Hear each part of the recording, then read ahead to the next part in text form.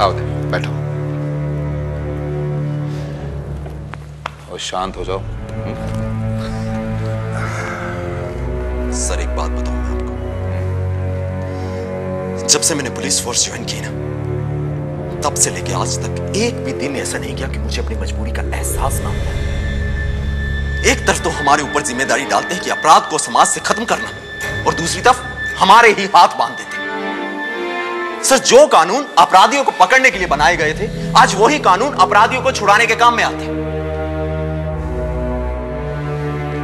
देखिएगा सर, अभी किसी का ऊपर से फोन आएगा और हमें इसे छोड़ देना पड़ेगा, और यह बड़ी शान से हमारी आंखों में आंखें डाल के सीना तान के यहां से चला जाएगा, और हम कुछ नहीं कर पाएंगे। सर सच तो यह कि यह वर्दी हमें नपुंसक बनाती है। सर मेरी बात मानिए, ऊपर से किसी का फोन आए इससे पहले इन सब का एनकाउंटर कर देते हैं।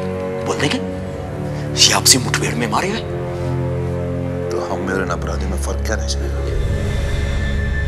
देखो देव, कानून किसी को मारने की इजाजत नहीं देता है।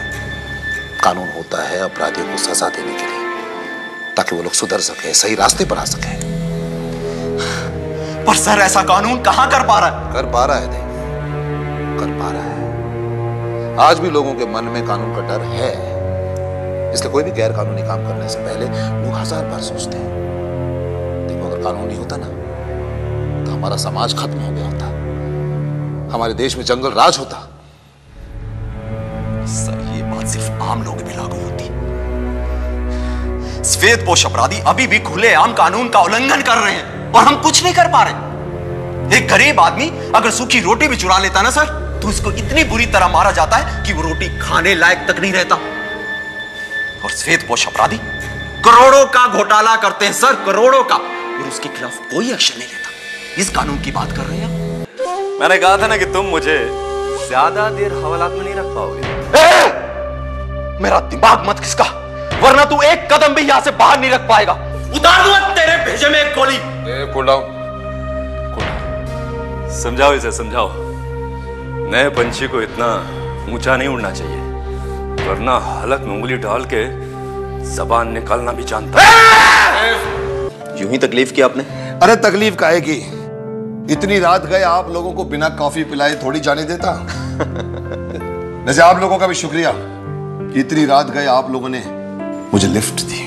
वैसे इतनी रात गए हम भी तो आपको बिना कार क्लिनिक में नहीं छोड़ सकते थे। ये तो सच है, ये तो सच है। कर्नल साहब वैसे कॉफी बहुत बढ़िया बनाई आपने। अरे भाई एकांत में रह रहकर कॉफी बनाने की आदत पड़ गई है।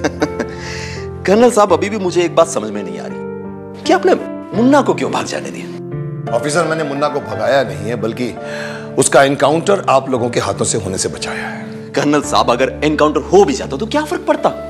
कम से कम देश का तो भला होता, देश से एक मुजरिम का बोझ कम हो जाता। हाँ, और 2-4 मुजरिम नए पैदा हो जाते। कर्नल साहब! देव जरा समझाओ इसे।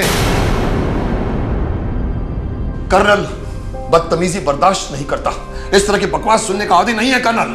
Colonel! Khan, behave yourself. Yes sir.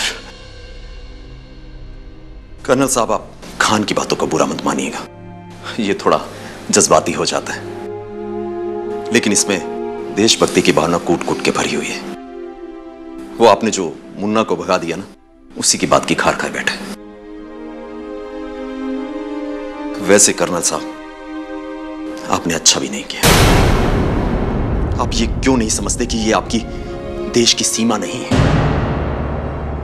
वहां दुश्मन सामने से वार करता है और आर पार की लड़ाई होती है, लेकिन यहां हमें अंदरूनी सुरक्षा देखनी पड़ती है, और दुश्मन हजारों रूप से देश को खोखला करने में लगा हुआ है। जिस देश में जात पात धर्म संप्रदाय तेरा राज्य मेरा राज्य के नाम पर लोग मरने मारने बोतारू हो, जिस देश के लोग चंद भेड़ियों के पीछे भेड़ चाल चलते हो, जिस देश के लोग अपना भला तो सबका भला में विश्वास रखते हो, जिस देश के लोग अपना भला लेकिन पड़ोसियों का बुरा में विश्वास रखते हो, उस देश में दुश्मनों को जगह बनाना बहुत आसान होता है। कर्नल साहब, इन दुश्मनों को पकड़ना भी बहुत मुश्किल होता है। ऐसे में हम देशभक्त मगर कानून के हाथों लाचार पुलिस वालों के सामने कोई रास्ता नहीं नजर आता, तो हमें एनकाउंटर की आड़ लेकर दुश्मनों का सफाया करना